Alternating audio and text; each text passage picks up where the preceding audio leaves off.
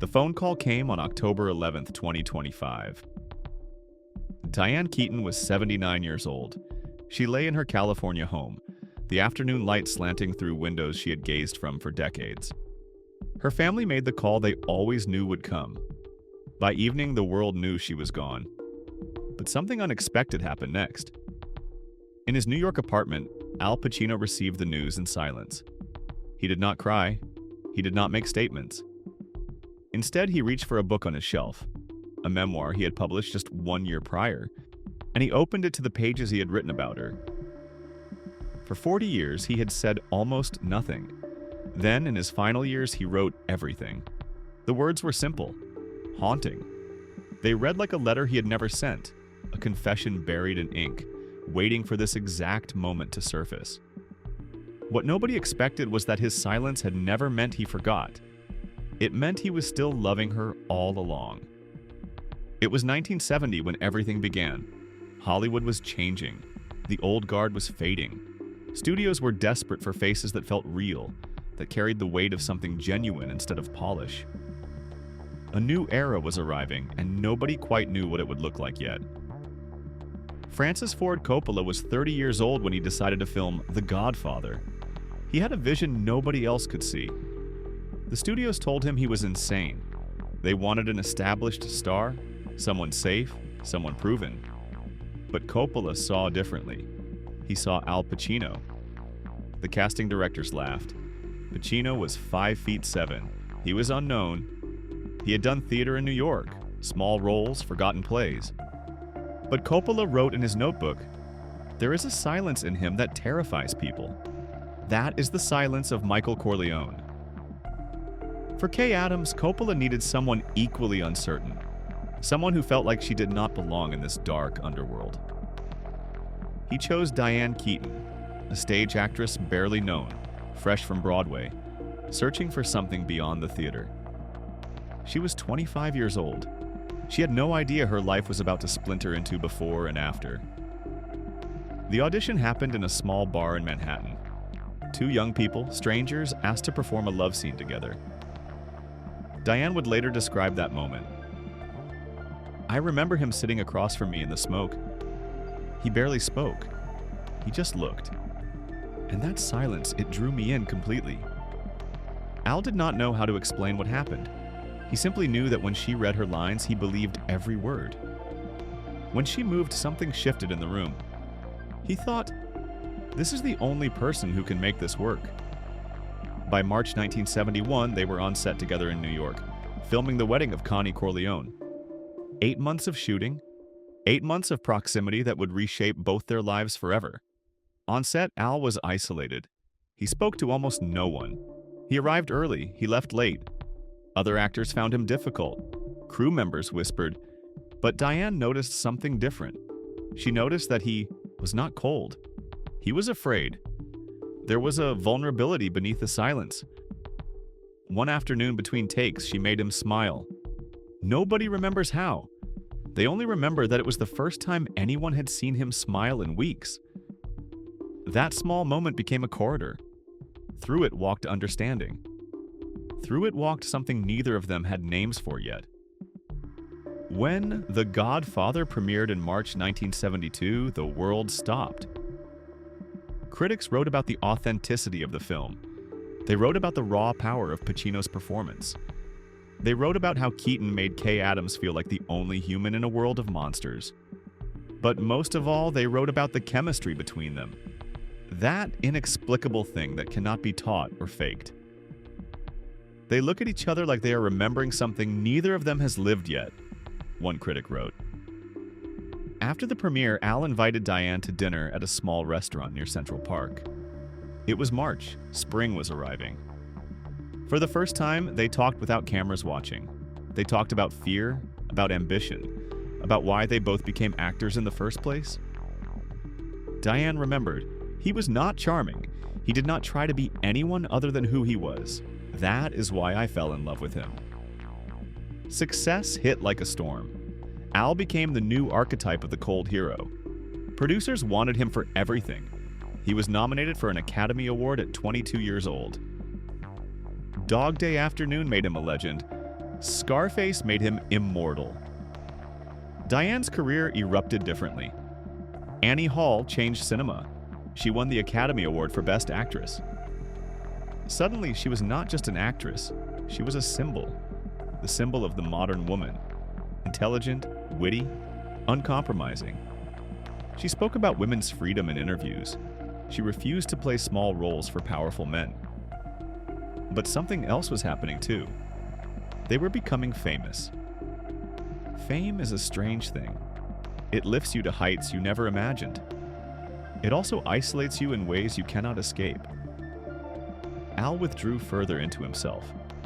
He lived in New York, committed to theater, rarely appearing in public. When he did, he seemed haunted by something. Diane loved Los Angeles. She loved crowds and conversation and the light. They tried to maintain what they had built together. Diane would appear at his rehearsals. They would talk for hours backstage, discussing film and life and the small details of existence. But the rhythm between them was changing. They could feel it. Neither could stop it. In 1981, Diane worked on Reds with Warren Beatty. Tabloids began speculating. Some wrote that Pacino was jealous. When asked about it, Diane simply said, "We are still friends. We do not need to define it." But that was not quite true. What was happening was quieter and more painful than tabloid gossip. What was happening was that two people who had found each other at the exact right moment were slowly discovering they had been born into different worlds. One needed commitment. One feared attachment. One needed words. One only trusted silence. By the late 1980s, they had become like two planets that shared the same orbit but never truly collide anymore. They saw each other at events, at award shows, at film premieres. They were polite, they were kind, but the intimacy was fading like light leaving a room. Neither knew it yet, but they were already saying goodbye. Years passed in a strange suspension. Diane adopted two children, Dexter and Duke. She spoke in interviews about how motherhood taught her what love really meant. She built a life that was quieter, more grounded. She chose films that felt like conversations instead of spectacles. Marvin's Room brought her another Oscar nomination. She was aging on screen in a way that Hollywood had never allowed women to age before. With humor, with dignity, with complete refusal to disappear. Al, meanwhile, was reaching other summits. Scent of a Woman brought him his first Academy Award. Heat cemented his legacy as one of the greatest actors alive. Yet something was missing from his personal life. He had children with different women. He had many relationships, but he never married. In interviews, he would say, "Marriage is a state I never entered, but I have known love." That sentence held an entire universe of meaning. But there was something else nobody knew about. Something that lived in the space between them. In the late 1980s, after Revolution failed, Al faced financial ruin. The studio system had changed. He had made choices that did not pay. His reputation was shifting. He was in danger of becoming forgotten. The fear was real. The humiliation was real. It was Diane who saved him. She convinced him to take a role in Sea of Love. She believed in him when he could not believe in himself. She reminded him why he became an actor in the first place. That film became a turning point. His reputation was restored. His career was saved. He never publicly acknowledged this debt, but he never forgot it either. In 1989, Francis Ford Coppola decided to film The Godfather Part 3. He wanted to close the saga. He wanted the original cast to return. When he asked Diane and Al to come back, they both said yes without hesitation. Neither discussed it with the other first. Filming took place in Rome, then moved to New York. On set, they were professionals. Diane was cheerful with the crew. Al was silent, as always. They worked together in their scenes with a precision that seemed almost mechanical. But precision was a mask. Everyone on set could feel it. What they were really doing was saying goodbye. During this time, Al was dealing with personal turmoil. He had a child with a former lover. When Diane found out, something broke inside her. They had stayed connected over the years through phone calls and occasional dinners. But this news changed everything. She realized then what she had always known but never fully accepted. He would never marry her. He never choose her completely. His fear of attachment was stronger than his love for her. In her memoir, written decades later, Diane would be direct about this moment. I told him if he did not want to marry me, I was leaving. And I did. It was not impulsive. It was the result of years of waiting for an answer that never came. The last scene they filmed together was the final scene of the entire film. Michael Corleone and Kay Adams sit across from each other. The camera pulls back. He looks at her. She looks at him. And the door closes between them. Forever. When Coppola shouted, "Cut!" nobody moved for a long moment. The director would later say, "When I watched them perform that scene, I realized I was not directing actors anymore. I was witnessing a real goodbye. They did not need to act. They just had to look at each other and mean it." What the camera captured in that moment was not fiction. It was the truth of two people who had loved each other completely and who had been unable to build a life together despite that love. It was the tragedy of timing, of different speeds, of the way people can be perfect for each other and still fail. When filming wrapped in mid-1990, they did not make plans to see each other again. Diane turned toward building her world with her children. Al returned to New York, carrying wounds only he understood. He would never speak about what happened between them, but those wounds would follow him through every role he played.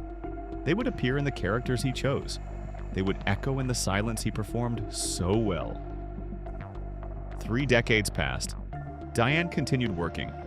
She appeared in films that showed her aging with grace and humor. Something's Got to Give, The Family Stone, Book Club. She refused to vanish. She refused to play small roles. She insisted on being complex, funny, intelligent, and fully human on screen. Critics noted something remarkable. Diane Keaton had built a career without rivalry or noise. She had not fought for attention. She had simply shown up again and again and been honest. That honesty was her power. Al also continued. He remained one of the most selective, most respected actors of his generation. But his personal life remained quiet. He never married. He raised his 3 children. He lived in New York, reading, going to theater, avoiding the machinery of celebrity as much as possible. They saw each other occasionally, at American Film Institute tributes, at award shows. They were always polite, always kind, but there was a distance now that seemed unbridgeable, or so everyone thought.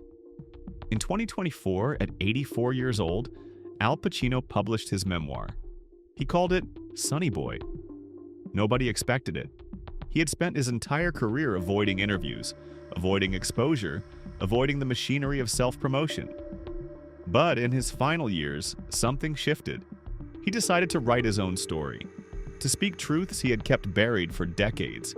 The critics called it raw, profound, deeply human. In the early chapters, Al wrote about his childhood in the South Bronx, about poverty, about his mother working as a secretary and a model, about his father, an insurance agent and electrician who was absent from most of his life. He wrote about the shame of having no money, about the way poverty shapes a boy's understanding of manhood. He wrote about theater, about those early years in New York when he was learning his craft, working in small productions, living in cheap apartments, believing in something larger than himself. He wrote about the day he was cast in The Godfather and how he knew in that moment that his entire life would change.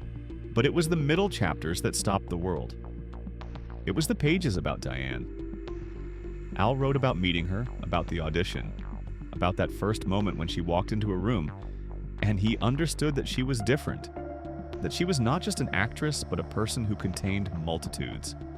He wrote, "She had the kind of honesty that made you want to be honest too.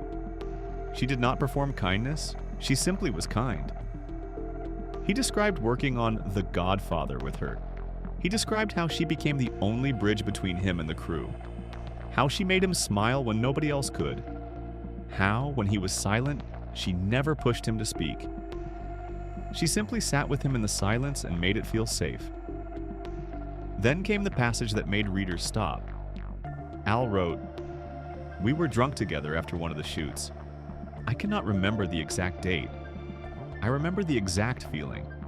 I remember looking at her and thinking, you will never meet anyone like this again. Not in your whole life." And I was right. I never did. He continued, "Years later, when I was facing financial ruin after Revolution failed, it was Diane who saved me. She convinced me to take Sea of Love. She believed in me when I could not believe in myself. She told me that I was still an actor, still an artist, still someone worth loving. That film saved my career, but more than that, it saved my life. I have never publicly said this. I am saying it now in these pages, so that if she ever reads them, she will know that I knew. I always knew. The most haunting passage came later. Al wrote about their relationship ending. He did not name the specific pain, but readers understood it immediately. He wrote, "Some people come into your life at exactly the moment you need them most, but needing someone and being able to build a life with them are two different things. We were from different worlds.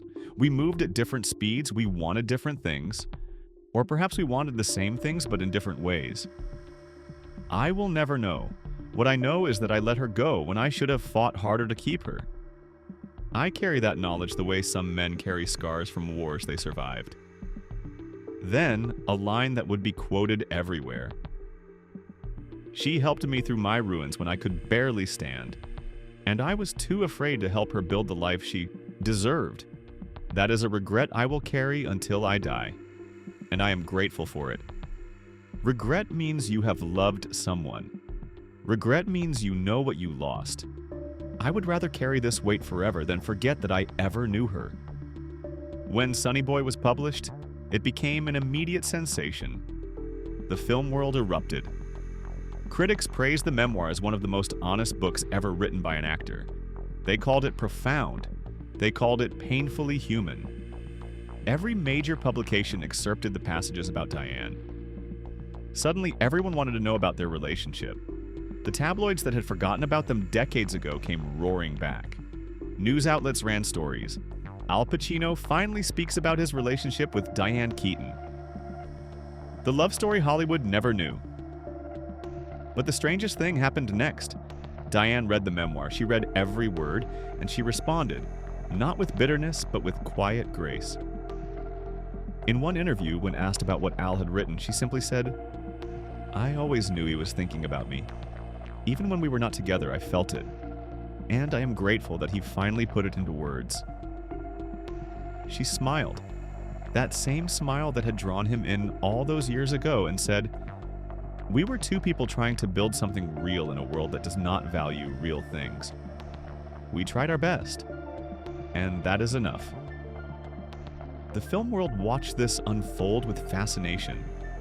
For the first time in 40 years, they were talking about each other publicly. Not through lawyers, not through anger, but through love and regret and the kind of honesty that only comes when you have lived an entire life and begin to understand what mattered most. In 2024, Diane Keaton received a Lifetime Achievement Award from the American Film Institute. When she walked to the stage, Al stood to applaud. He was 84 years old. His health had clearly declined. He moved slowly with difficulty, but he stood. Everyone in the room saw it. After the ceremony, they saw each other briefly. Nobody knows what they said. They embraced. When they separated, there were tears on both their faces. When asked about their relationship, Al simply said, "She changed the way I see love." It was his final public statement about her. It was also, though nobody knew it at the time, a goodbye. Exactly 1 year later, on October 11th, 2025, Diane Keaton passed away. Al heard the news in silence. He did not make a statement. He did not speak to the press.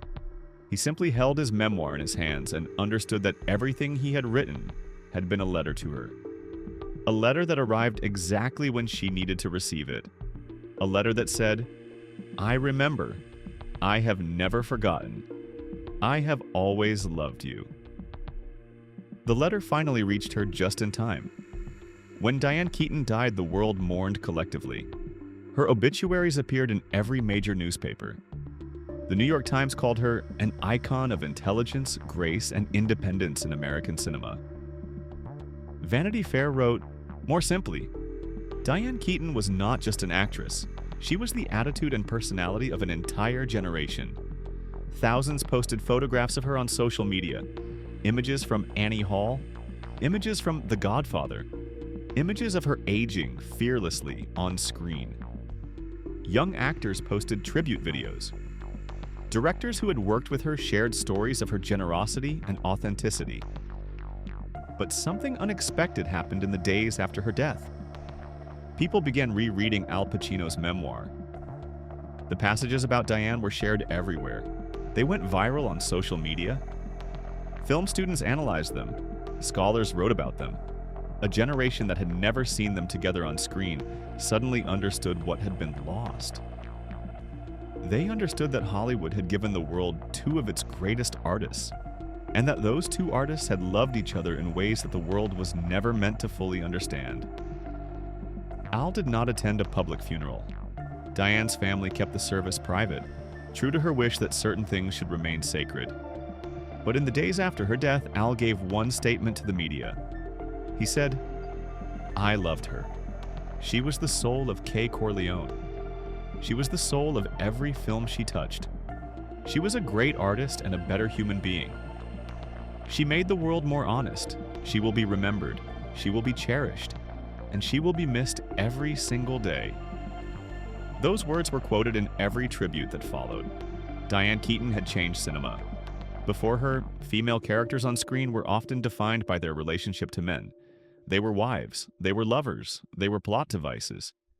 But Diane showed that a woman could be the center of her own story through honesty alone. She did not need to be beautiful in conventional ways. She did not need to be seductive or mysterious or unknowable. She simply needed to be true.